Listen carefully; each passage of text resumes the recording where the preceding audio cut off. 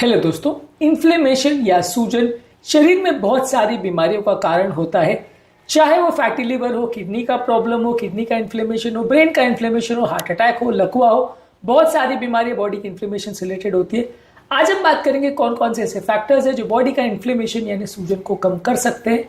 कौन कौन से ऐसी चीजें हैं जिससे बॉडी का इन्फ्लेमेशन कम हो सकता है। टॉपिक पर जाने से पहले जो लोग हमारे चैनल पर नए हैं उन्हें रिक्वेस्ट करूंगा कि चैनल को सब्सक्राइब करें, वीडियोस को लाइक करें, शेयर करें, फॉलो करें, कमेंट करें, पूरा देखें। टॉपिक इंपॉर्टेंट है इसलिए इसे अंत तक देखिएगा। चलिए शुरू करते हैं इंपॉर्टेंट वीडियो।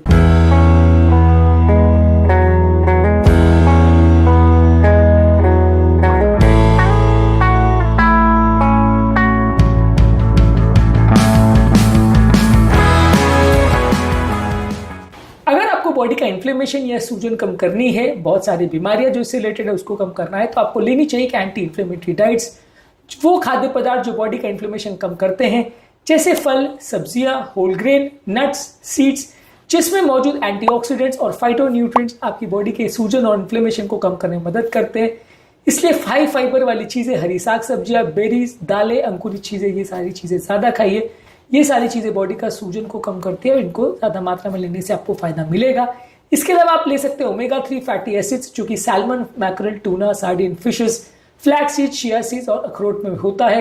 ये सारी चीजों में होता है ओमेगा 3 फैटी एसिड, जो कि बॉडी के इन्फ्लेमेशन को कम करता है। लेकिन अगर आप बहुत ज्यादा मात्रा में ओमेगा 6 फैटी एसिड को लेते हैं तो इन्फ्लेमेशन बढ़ाता है। ओमेगा 3 और ओमेगा 6 फैटी एसिड का अगर बैलेंस क्रिएट करते हैं तो इन्फ्लेमेशन कम होगा। 6 अगर बढ़ जाता है तो इन्फ्लेमेशन बढ़ जाएगा। इसके अलावा आपको लेने चाहिए हेल्दी फैट्स, जैसे ऑलिव ऑयल, एवोकाडोस, नट्स, जो कि बॉडी के सूजन और इन्फ्लेमेशन को कम करते हैं। एक्स्ट्रा वर्जिन ऑलिव ऑयल खासकर इस मामले में काफी उपयोगी है, जो कि बॉडी के इन्फ्लेमेशन को कम करने में मदद करता है। इसके अलावा अलग अलग तरह के स्पाइसेस यानी मसाले, जैसे कि अदरक, हल्दी, गार्लिक यानी लहसुन, सिनामन यानी दालचीनी और रोजमेरी, इसमें एंटी इन्फ्लेमेटरी प्रॉपर्टीज होती है, इनको ज्यादा ले सकते हैं। अलग अलग तरह के हर्बल प्रोडक्ट्स भी आपकी बॉडी के इन्फ्लेमेशन को कम करते हैं। इसके अलावा ग्रीन टी में एंटीऑक्सीडेंट्स जैसे कि कैटेचिन होता है, जो कि बॉडी के इन्फ्लेमेशन और स्ट्रेस को कम करता है, इसको भी आप ले सकते हैं। इसके अलावा आपको करना चाहिए रेगुलर एक्सरसाइज। जो लोग रेगुलर एक्सरसाइज करते हैं उससे बॉडी की इम्यूनिटी बेटर होती है, बॉडी का सी रिएक्टिव प्रोटीन यानी इन्फ्लेमेटरी प्रोटीन्स कम होता है, हेल्दी बॉडी वेट मेंटेन होता है, इससे बॉडी का इन्फ्लेमेशन कम होता है। Walking, running, jogging, cycling, swimming, strength training, ये सारी चीजें आप कर सकते हैं, बॉडी के इन्फ्लेमेशन को कम करने में मदद करती है। इसके अलावा आपको करने की जरूरत है वेट मैनेजमेंट। अगर किसी व्यक्ति का वेट ज्यादा है तो उसको कम करने से आपको फायदा मिलेगा। जितना ज्यादा बॉडी वेट होगा उतना बॉडी में इन्फ्लेमेशन होने का चांस है। इसको कम करने से या नॉर्मल मेंटेन करने से इन्फ्लेमेशन और उससे रिलेटेड बीमारियां कम हो जाएगी।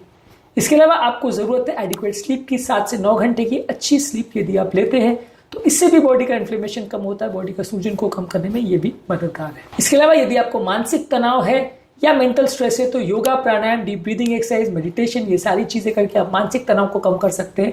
इससे भी आपका मेंटल स्ट्रेस लेवल कम होगा।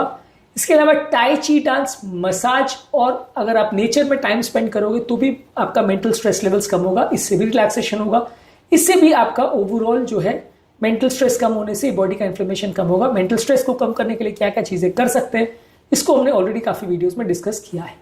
इसके अलावा ज्यादा मात्रा में पानी पीने से भी आपको फायदा मिलेगा। एक्स्ट्रा मात्रा में पानी पीने से आपके बॉडी के टॉक्सिन्स फ्लश आउट हो जाते हैं, जिससे बॉडी का इन्फ्लेमेशन कम होगा। लगभग 7 से 8 ग्लास पानी या 2 से 3 लीटर पानी आपको रेगुलर बेस पे पीना चाहिए। ये आपकी बॉडी की हेल्थ के लिए और मेंटल बैलेंस और फिजिकल बैलेंस के लिए अच्छा है।